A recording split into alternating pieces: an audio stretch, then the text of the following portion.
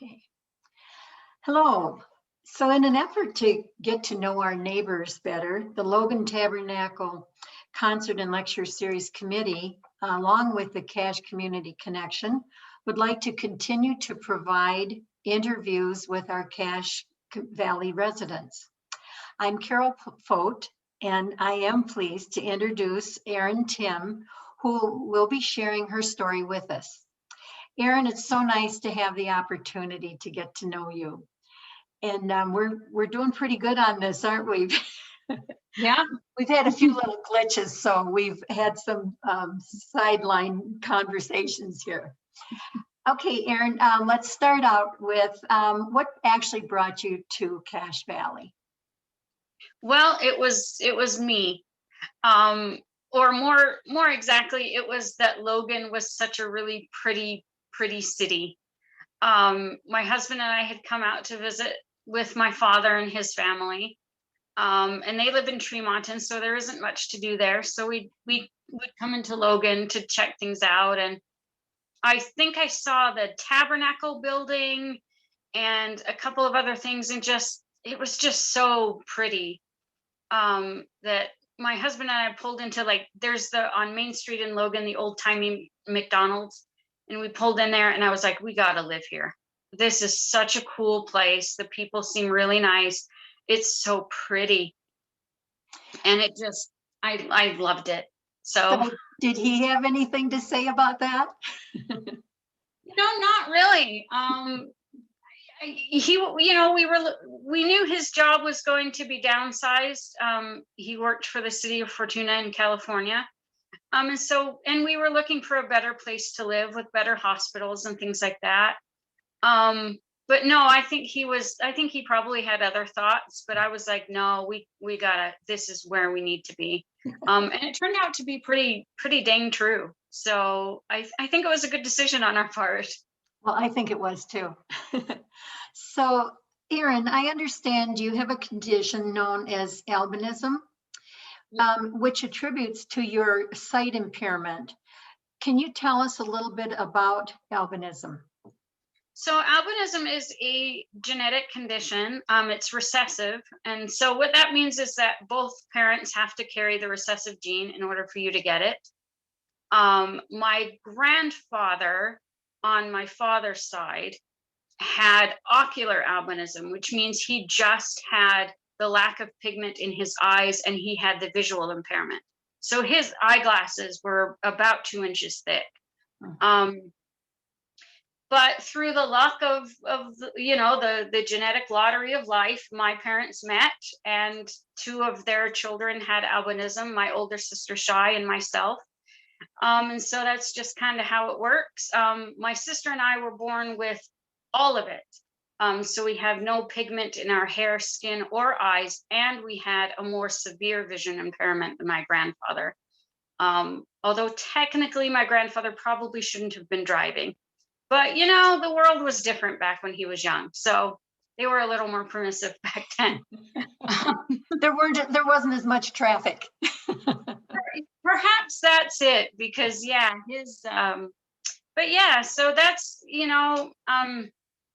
I don't really keep up with all the sciencey stuff of it. Apparently there's like 7 different versions of albinism. And I don't even know which one I have. I just know that I look different, and I'm Mexican American on my mother's side, but nobody really sees that. Yeah. Okay, so I understand your condition doesn't attribute to your impairment with your sight.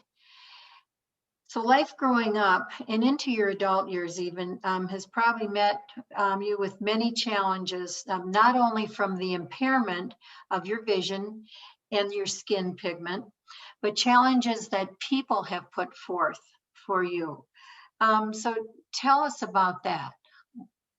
Right. Well, dealing with other people is probably the most difficult of all of those challenges. I mean, I struggled keeping up in school because I couldn't read the blackboard, and I certainly had my fair share of really wicked sunburns because I was not a very obedient kid and didn't always wear my sunscreen.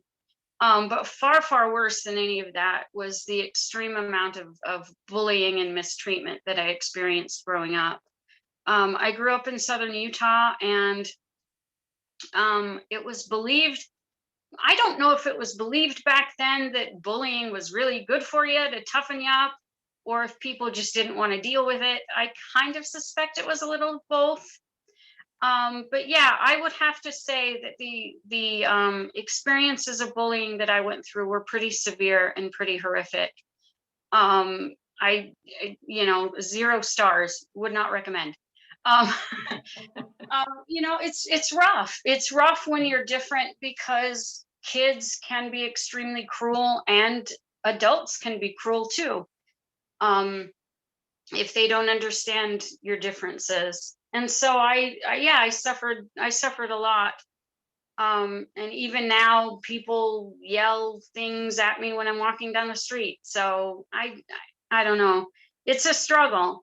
Yeah. And it's really, you know, it's hard to build your self-esteem when the only interactions you have with your peers are negative ones.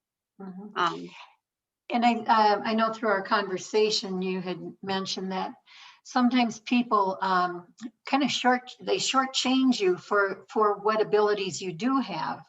And there was an experience that you had in a Sunday school. Um, Tell me about yeah. that. Yeah, well, I think what makes this experience stand out is that I was an adult at the time. Mm. So my husband and I moved to Cache Valley. We moved to Logan in 2007. And at the time, we were both active members of the LDS church. And so we would go to our Sunday school meetings. And the way the Sunday school works is the teacher would pass out little slips of paper, and these were things to augment his lesson. So maybe they would be quotes from the Bible, or quotes from religious magazines or things. And I would always pick one because I loved participating in Sunday school. I love talking to people. I love learning stuff. Um, but he would always skip whatever slip of paper I had in my hand, like always. So about 6 weeks into this, I went up to him and I said, "Hey, you know, I have a magnifier here. I love to participate. I can read this text really well. I just want to participate." Excuse me. And he said, "Oh, well, sometimes things get skipped because the lesson is running long." And I didn't really buy his explanation, but I walked away. You know, what else could I do? So the very next week, I picked quote number one, very first one. So no worry about repetition because it was the first one. No worry about time because it was the first one. And he skipped it. Oh. And at that point, I kind of knew, okay, his excuse was indeed not accurate. Um, And so I remember it was a summer day. It was a really pretty day. And I walked home, and I'm not ashamed to say I was like, 29 years old. And I cried. And I told my husband, I said, I'm not going back. Um, he clearly doesn't think that I'm capable, or, just grossly underestimates my ability to participate. And that's not fair. No. Um, No. and that was the end of that. Yeah. Yeah. So I had also talked to you. You told me that you started college, and it didn't really go quite the way it was supposed to, because it opened up a new door for you. Tell us a little bit about when you walked through that door. Sure. So I think most people can recognize that when you live in a small town, and when you're in middle school and high school, your friends are chosen for you, sort of. I mean, you have the same classmates. You come up with them, you matriculate with them. And so if you don't have friends there, or you don't have many, um, then they're not likely to start liking you better as you get older. But college is a whole new world. It's like it's like in the movie Charlie and the Chocolate Factory, when they open the doors to that room that's filled with, and he says, you know, you can eat everything that's inside this room. And it's this beautiful place, and there's all these flowers, and there's the river of chocolate and all this awesome stuff. That's what college was for me. Because there were new people. There were people I had never met before. They were from different states. They had different ethnic backgrounds. I was hanging out with football players from Las Vegas, and it was awesome. All of a sudden, I had this choice of people I could hang out with. I wasn't stuck with the people in my high school who didn't like me and who bullied me. I could have infinite friends, and it was awesome. Except it wasn't great for studying because I would hang out with my friends. So it was a wonderful experience in that it showed me that the world is not as small as the world we grow up in. The world is so huge and amazing, and there are people out there who will like you and want to hang out with you. Um, if I could have found the balance of friends and studying, that would have been awesome. It took me quite a long time to get there, though. Yeah. So I had mentioned to you that I thought you really seemed like a very determined person. And you said, well, it wasn't always that way. So what changed? Really, it was just boredom.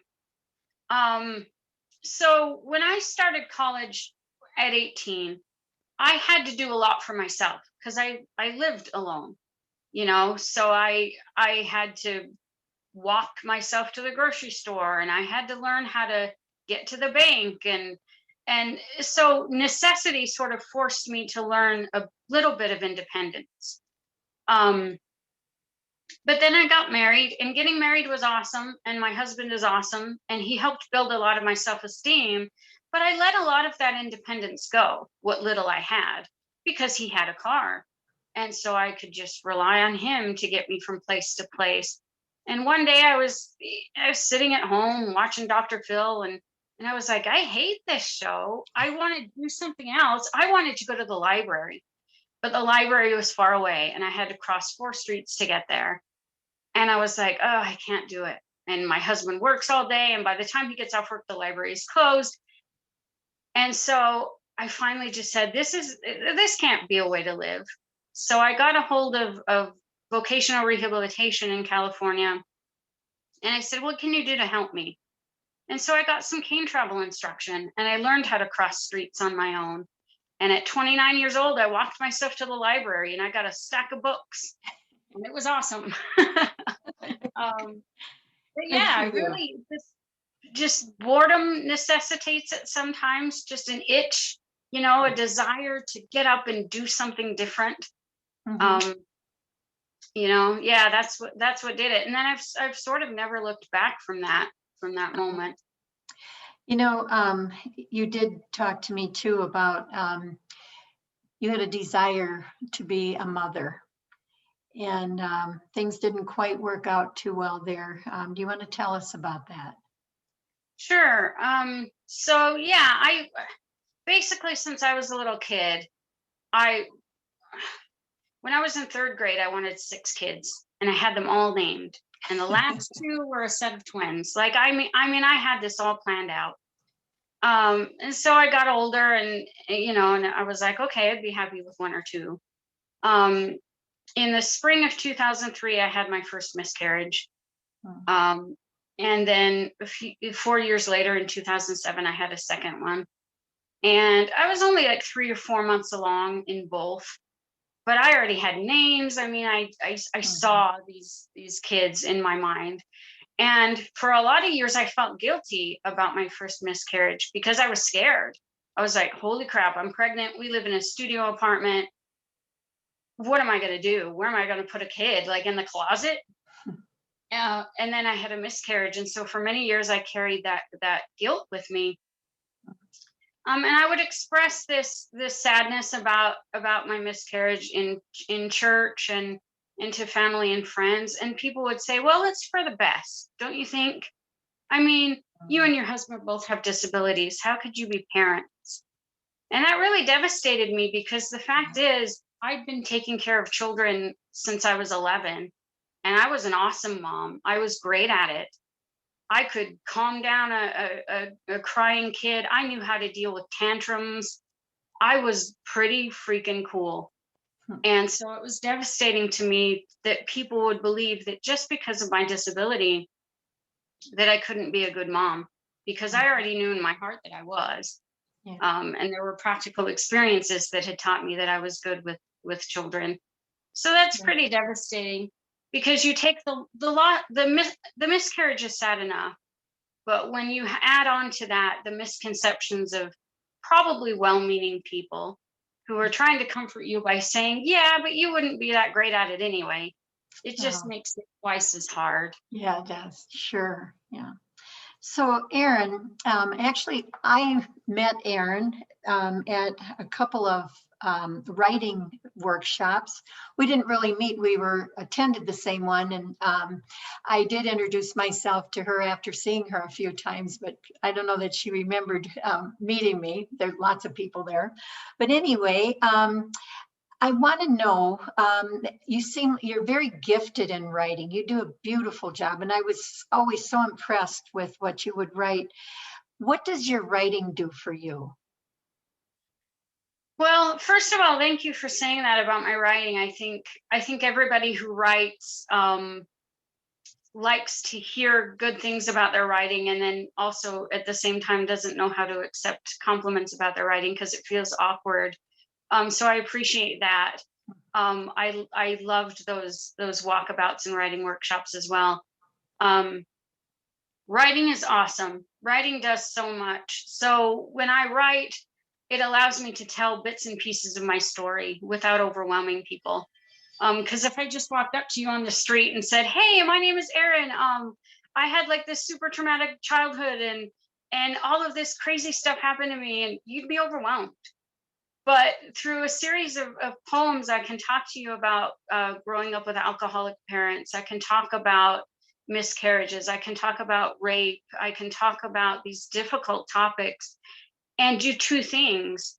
I can heal myself through writing about these experiences, but I can also help other people heal, because I've had people come up to me and say, "Hey, I've been there too, and the way you describe things is really touching. It resonated with me." So writing is such a great way to introduce yourself to other people, in a really non-threatening way, just to share a poem, and then all of a sudden little bits and pieces about each other. And so through writing, it's really helped build my family. My biological family maybe is not so great, but I've built a family of choice here in Cache Valley among the community of writers. And it's all through writing my own poetry and sharing it with other people. Well, you keep it up.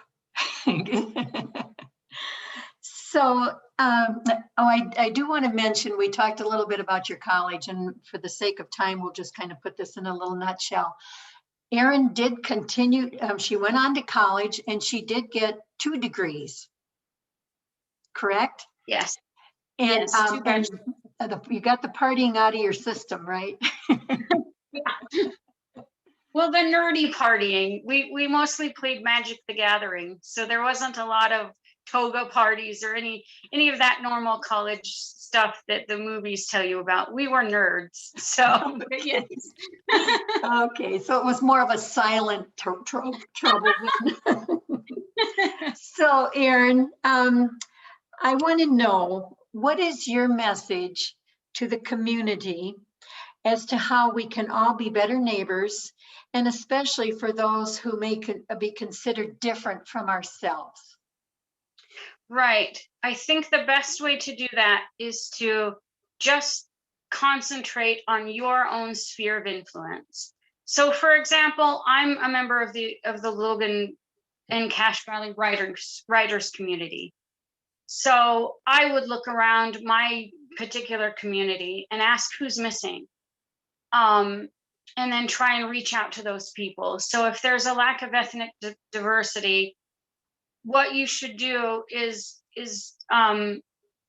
try and reach out to people of diverse backgrounds.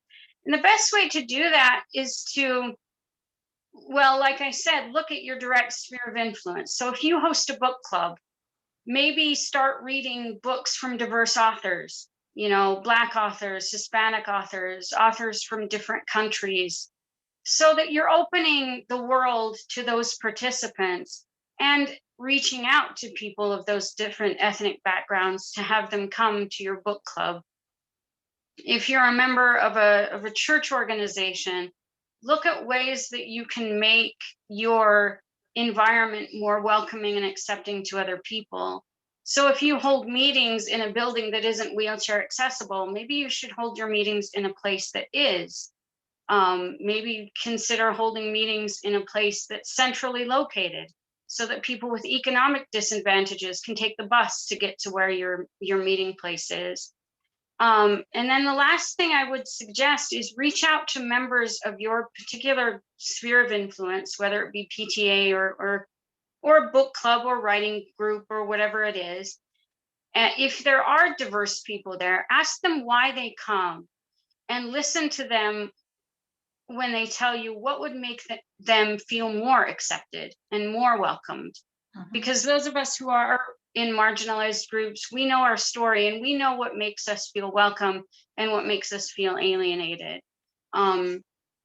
So, for example, with me, when I started reading poems at Helicon West, I would stand up in front of the microphone and I'd say, look, it's really dim in here. It's hard for me to read. I'm going to stand over here and not use the microphone. Is that okay? I'm going to be as loud as possible. And nobody made me feel weird for that. They were just like, sure, do what you got to do, lady. And so it made me feel instantly welcomed. Nobody, snickered when I took out my magnifying glass or groaned thinking that I would take extra long reading. So a lot of it's just really simple. Just be welcoming and accepting, and don't call attention to a person's differences unless you're asking for clarification or something like that. But really just look at how to reach out to people who are different than yourself, because we all have something to say and something to contribute to our communities. It's just a matter of allowing our voices to be amplified. Sure. Erin, you may have an impairment to your sight, but you are not impaired on your insight. You're a beautiful person, and certainly you are an asset to this valley. And I truly thank you from the bottom of my heart that you were willing to tell us your story. And I look forward to my next writer's workshop that you're going to be in. I do too. I can't wait to get back to some semblance of normalcy where we can meet and share writing with each other. That's for sure. Well, thank you so much. And you take care of yourself. Thank you. You have a wonderful afternoon. Thank you.